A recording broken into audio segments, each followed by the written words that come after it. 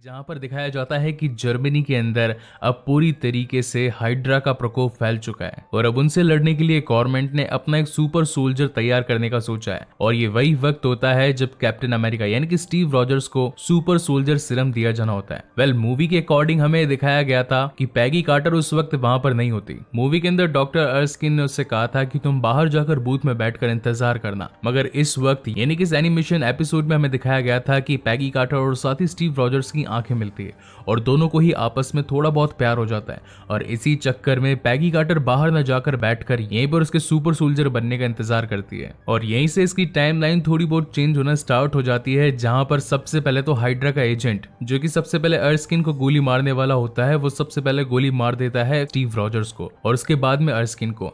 अब यहाँ पर पैगी कार्टर ये बात जानती थी कि ये सुपर सोल्जर प्रोग्राम हाइड्रा को पूरी तरीके से खत्म करने के लिए ही बनाया जा रहा है, तो इसलिए वो इस काम को छोड़ नहीं सकती थी।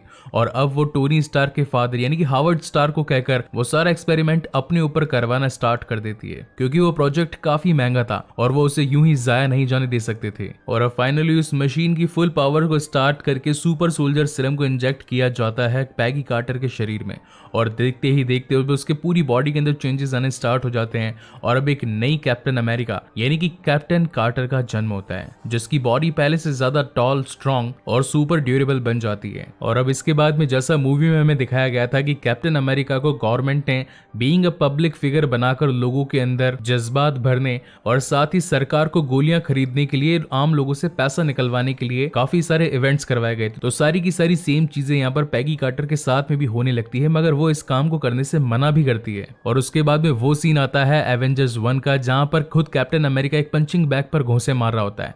लेकिन इस वक्त यहाँ पर हमें पैगी कार्टर दिखाई जाती है जो कि इन बातों से काफी ज्यादा गुस्सा हो चुकी थी कि उसे पब्लिक फिगर क्यों बनाया जा रहा है। उसे तो जाकर अपने सैनिकों के साथ में दुश्मनों की छुट्टियां करनी थी और वो गुस्से में आकर एक वेट प्लेट को उठाकर दीवार पर मार देती है, जहां पर हमें दिखाया जाता है कि काफी सारी प्लेट्स को ऑलरेडी दीवार में घुसेड़ रखा था। वहीं पर अगले सीन में हमें दिखाई जाती है रेड स्कल की एंट्री, जिसका बेसिकली नाम होता है स्किमिट, और ये यहाँ पर आकर टॉन्सबर्ग शहर में उसी लाइब्रेरी में पहुंचता है जहां पर उसे स्पेस स्टोन यानी कि टेसरेक्ट होने की आशंका थी। अब यहाँ पर इस स्टोरी में थोड़ा सा ट्विस्ट है। बेसिकली मूवी के अंदर हमें दिखाया गया था कि टॉन्सबर्ग से स्किमिट आकर उस टेसरेक्ट को काफी टाइम पहले ही लेकर जा चुका होता है और उसके बाद में मूवी के अंदर सुपर सोल्जर प्रोग्राम को स्टार्ट किया जाता है। लेकिन जैसा कि सीरीज का नाम है व्हाट इफ, तो इसी को कंटिन्यू रखते हुए हमें यहाँ पर दिखाया जाता है कि बर्लिन शहर के अंदर अब पहुंच जाती है कैप्टन कार्टर अपनी टीम के साथ में और वहां पर हाइड्रा के सभी लोगों को धूल चटाते हुए उस टेसरेक्ट को अपने पास में रख लेती है। और अब आगे चलकर यही टेसरेक्ट हावर्ड स्टार की खोज का एक नया नमूना बनेगा, जिससे कि वो बना पाएगा खुद का एक नया मार्क 1 ट्रूपर सूट, जिसे कि इस एपिसोड में कहा गया है हाइड्रा स्टॉम्पर। बेसिकली ये दिखने में काफी हद तक आयरन मैन के सूट जैसा ही है, मगर इस वक्त तक आयरन मैन अपने वजूद में नहीं आया था, इसीलिए इसे हाइड्रा स्टॉम्पर का नाम दिया गया, क्योंकि इस वक्त तक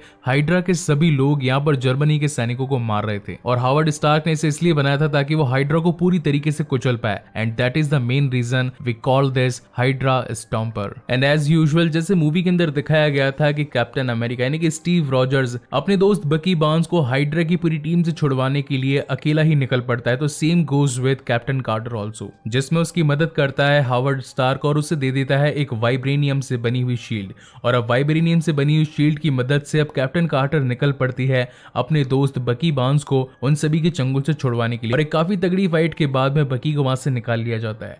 और इसके बाद में इस मूवी का आता है one of the best train sequence, जो कि मूवी में भी हमें दिखाया गया था। अब यहाँ पर होता बेसिकली ये है कि मूवी के अंदर कैप्टन अमेरिका जब बकी बार्न्स को बचा रहा होता है तो बकी बार्न्स उस ट्रेन से नीचे गिर जाता है और आगे चलकर विंटर सोल्जर बनता है, मगर इस वक्त इस एपिसोड में हमें दिखाया जाता है कि बकी के गिरने से पहले उसे कैप्टन कार्टर बचा लेती है। इसका मतलब यह है कि विंटर सोल्जर कभी विंटर सोल्जर बनेगा ही नहीं। और जिस ट्रेन के अंदर वो हाइड्रा के हाइपर टेक्नोलॉजी वाले हथियारों को चुराने के लिए आए थे, वहां पर तो ऑलरेडी हाइड्रा ने काफी बड़े बड़े बॉम्ब रखे थे, जिससे कि अब कैसे तैसे करके ये पूरी टीम वहां से बचकर निकल जाती है। मगर स्किमिट यानी कि रेड स्कल अपनी चालाकियों से बाज नहीं आता और अपने पैतरों को आजमाता हुआ उस पूरे टेसरेक्ट को अपने कब्जे में कर लेता है। अब उसका ये मकसद था कि वो टेसरेक्ट की मदद से इस धरती पर एक बहुत ही बड़े ऑक्टोपस को लेकर आए, जिसका नाम होता है श्यूमा गुरात। बेसिकली श्यूमा गुरात में इतनी ताकत होती है कि वो अगर चाहे तो अपने सारे टेंटिकल से इस पूरी दुनिया तक को खत्म कर दे। उसकी एक बहुत ही बड़ी आंख भी होती है, मगर वो इसमें अभी हमें दिखाई नहीं गई। और अब उसे रोकने के लिए कैप्टन कार्टर अपनी पूरी शक्ति शक्ति का इस्तेमाल करती है और साथ ही उसका सपोर्ट करने के लिए अब वहां पर स्टीव भी पहुंच जाता है, जिसने कि अब हाइड्रा स्टॉम्पर पहन रखा होता है। मगर जैसा कि अब उसके अंदर इतनी ज्यादा पावर नहीं होती तो उसकी वहीं पर बैटरी लो हो जाती है और वो अपने सूट से बाहर निकलता है और पैगी कहता है कि तुम इस काम को छोड़ दो वरना तुम पर भी जान का खतरा आ सकता है। तो वहां पर पैगी उससे कहती है कि अगर मैंने इसे नहीं रोका तो ये पूरी दुनिया को तबाह कर देगा, मुझे अपनी कुर्बानी देनी ही होगी।